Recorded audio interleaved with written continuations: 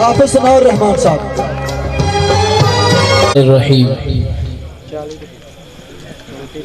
ضرورت نہیں ناخداؤں کی مجھ کو،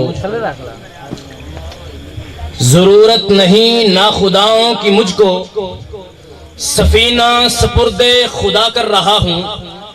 خدایا مجھے کامیابی عطا کر، تیرے نام سے ابتدا کر رہا ہوں۔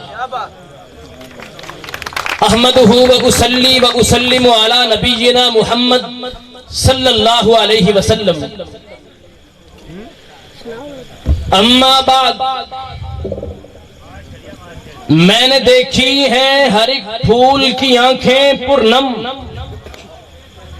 میں نے دیکھی ہیں ہر ایک پھول کی آنکھیں پرنم، کیسے کہہ دوں میں کہ گلشن میں بہار آئی ہے۔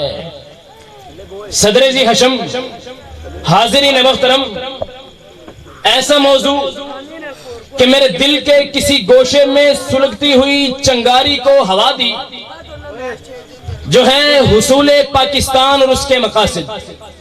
عالی وقار، چند ساعتوں کے لیے زمام تخیلات میرے ہاتھ میں تھما دیجئے۔ نظریں ذہن کے سٹیج پر لگیں تخیل کی آمد کی منتظر ہیں۔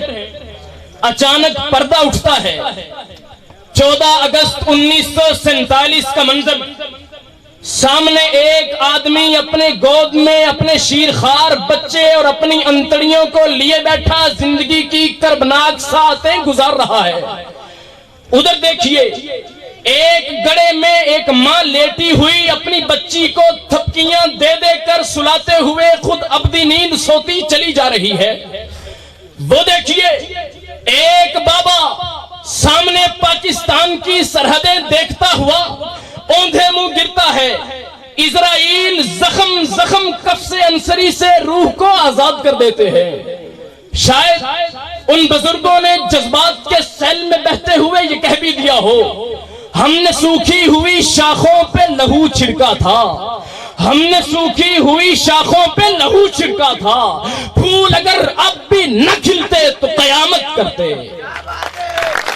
سامعین محترم، ہاں پھر پھول کھلے، کھلتے گئے کھلتے گئے، کہیں تعفن پاش بدعنوانی کے پھول کھلے تو کہیں دہشت گردی کے سیاہ پھول کھلنے لگے، کہیں ہماری ہمہ تن ہمہ جہت غیر ذمہ داریوں نے گلہائے رنگ رنگ کھلائے تو کہیں فغافیر دوراں بدبودار پھول بن کے سامنے آئے۔ کسی دانا نے کیا خوب کہا تھا، سیرت نہیں تو عارض و رخسار سب غلط، خوشبو اڑی تو پھول فقط رنگ رہ گیا۔ سامعین محترم، شاید وہ صحیفہ کہ جس پہ حصول پاکستان کے مقاصد لکھے تھے کسی کار گمنامی کی نظر ہو گیا۔ سامعین محترم، پاکستان کے حصول کا مقصد تو تھا کہ نظام لا الہ الا اللہ ہو، پاکستان کے حصول کا مقصد تو تھا کہ شریعت محمدی پر عمل کیا جائے، پاکستان کے حصول کا مقصد تو تھا کہ عمل پر کتاب اللہ ہو، پاکستان کے حصول کا مقصد تو تھا کہ شریعت محمدی اس پاکستان میں نافذ ہو، پاکستان کے حصول کا مقصد تو تھا کہ انکار پرستش غیر اللہ ہو، پاکستان کے حصول کا مقصد تو تھا کہ توکل علی اللہ ہو، پاکستان کے حصول کا مقصد تو تھا کہ نصر من اللہ ہو، پاکستان کے حصول کا مقصد تو تھا کہ معبود ہو تو ایک اللہ ہو، بیت اللہ کعبہ ہو تو بیت اللہ ہو۔ عالی وقار، لیکن افسوس سے کہنا پڑتا ہے، وائے ناکامی متائے کارواں جاتا رہا، وائے ناکامی متائے کارواں جاتا رہا، کارواں کے دل سے احساس زیاں جاتا رہا۔ یہ یوں کہیے، ہم کون ہیں کیا ہیں بخدا یاد نہیں، ہم کون ہیں کیا ہیں بخدا یاد نہیں، اپنے اسلاف کی کوئی بھی ادا یاد نہیں ہے، اگر یاد تو کافر کے ترانے اب تک، ہاں نہیں یاد تو کعبہ کی صدا یاد نہیں۔